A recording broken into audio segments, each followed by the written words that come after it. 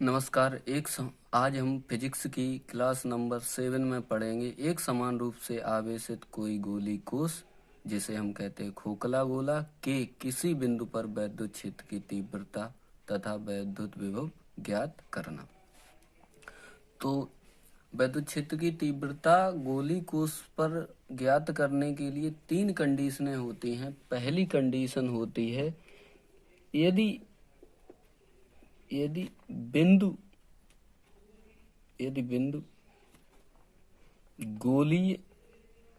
गोलीय कोश के अंदर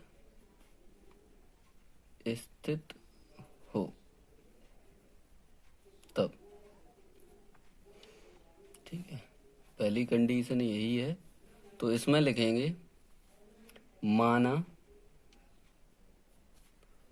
आर त्रिज्या का एक गोलीय कोश है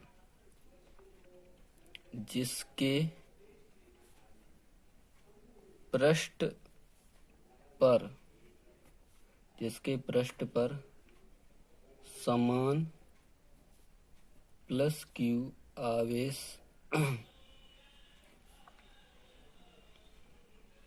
स्थित है तथा इसके अंदर कोई बिंदु P है जो केंद्र से स्मॉल r दूरी पर है। इस पर वैद्युत क्षेत्र की तीव्रता ज्ञात करनी है। शेष चित्र में है। ठीक, चलिए तो चित्र में है। सबसे पहले चित्र बनाएंगे। चित्र में ये हमारा एक रहा, चित्र बनाएंगे। चित्र में ये हमारा रहा एक गोलीय कोश। ये इसका क्या रहा, केंद्र, और ये दूरी हो गई इसकी r। ये दूरी इसकी हो गई यहाँ से यहाँ तक r। ठीक है, उसने कहा केंद्र के किसी बिंदु अंदर इसमें कोई बिंदु क्या है P, और जो कितनी दूरी पर है, यहाँ से यहाँ तक दूरी कितनी है इसकी, स्मॉल r दूरी पर स्थित है ये बिंदु P। तो यहाँ से हमने ये माना यहाँ से यहाँ तक ये इसका होगा गॉसियन पृष्ठ। ये इसका है क्या, गॉसियन पृष्ठ। गॉसियन पृष्ठ बना लीजिए। ये है इसका गॉसियन पृष्ठ, और इस पर प्लस आवेश समान रूप से बाहर पृष्ठ पर विस्तृत है। ये प्लस आवेश। ठीक, तो ये हो गया हमारा खोखला गोला। ये हो गया गॉसियन पृष्ठ। ठीक, गॉसियन पृष्ठ हो गया। इसका ये हो गया यहाँ पर एरिया वेक्टर जिसे हम कहते हैं ds, और ये हो गया E, वैद्युत क्षेत्र E। ठीक है, चलिए गॉस की प्रमेय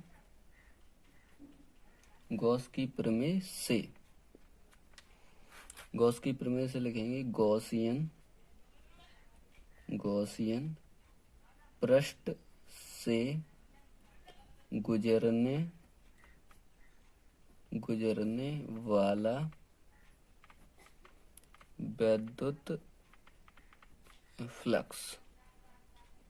विद्युत फ्लक्स क्या बताया था हमने, फाई बराबर होता है integration S E D S और वेक्टर बराबर क्यू अपॉन एप्सिलॉन 0। ठीक है, तो फाई बराबर ये होता है और ये बराबर ये होता है, तो ये दोनों कैसे हैं, बराबर। तो यहाँ पर लिखिए इंटीग्रेशन एस ई वेक्टर और डी एस वेक्टर बराबर क्यू अपॉन एप्सिलॉन 0। ठीक है, बट माने लिखेंगे लेकिन आवेश गॉसियन पृष्ठ के बाहर है। बाहर है, देखिए चित्र में जो गॉसियन पृष्ठ आपका कहाँ से यहाँ तक है ये वाला, और आवेश कहाँ है, ये बाहर है। तो जब आवेश बाहर होता है पृष्ठ के बाहर तो लिखते हैं Q बराबर 0। लगा दीजिए इंटीग्रेशन एस ई और डी एस वेक्टर बराबर 0 अपॉन एप्सिलॉन 0। तो क्या हो जाएगा, इंटीग्रेशन एस और E D S is equal to 0। ठीक है, बताया था वेक्टर हटाते हैं इंटीग्रेशन एस तो क्या आ जाता है, वेक्टर हटाते हैं तो डी एस क्या आ जाता है, cos theta is equal to 0। E ये आपकी कहाँ आ जाती है, कांस्टेंट होती है इसलिए बाहर, एस और D S cos theta is equal to 0। ये सब मल्टीप्लाई में है, यहाँ से यहाँ तक, यहाँ जाएंगे तो किस में आ जाएंगे, भाग में। तो ई बराबर क्या हो जाएगा, 0 बटे इंटीग्रेशन एस डी एस और कॉस थीटा। 0 में भाग लगाएंगे तो ई बराबर आ जाएगा आपका क्या, 0। ई बराबर आ गया 0। तो अतः हम कह सकते हैं कि गोलीय कोश के अंदर विद्युत क्षेत्र की तीव्रता, गोली कोश के अंदर विद्युत क्षेत्र की तीव्रता कैसी होती है, शून्य होती है, शून्य होती है। अब इसी में क्या और निकालना है, विद्युत विभव। विद्युत विभव, तो विद्युत विभव निकालने के लिए हमने सूत्र आपको बताया था परिभाषा की, यहाँ लिखेंगे विभव प्रवणता से। विभव प्रवणता से, विभव प्रवणता का सूत्र था ई बराबर माइनस के डीवी अपॉन डी आर। तो क्या आ जाएगा, माइनस का डीवी बराबर ई इंटू डी आर। ठीक, तो ई का मान ई, तो यहाँ पर देखिए क्या हो जाएगा, डीवी बराबर minus E into D R. E का मान क्या है, यहाँ पर ई का मान देखिए क्या है, 0 रख दीजिए। डीवी बराबर माइनस 0 इंटू डी आर, तो डीवी बराबर हो जाएगा 0। अब क्या करेंगे, विभव लगाना, विभव का मान v होता है तो d हटाने के लिए हम क्या करेंगे, समाकलन। समाकलन करेंगे तो समाकलन के लिए क्या है, integration dv is equal to integration 0। तो देखिए dv का इंटीग्रेशन क्या होता है, v। ठीक है, समाकलन, और 0 का क्या होता है, कांस्टेंट। तो v बराबर आपका आ गया क्या, कांस्टेंट। तो कह सकते हैं कि गोलीय कोश के प्रत्येक बिंदु पर विभव समान होता है। ठीक,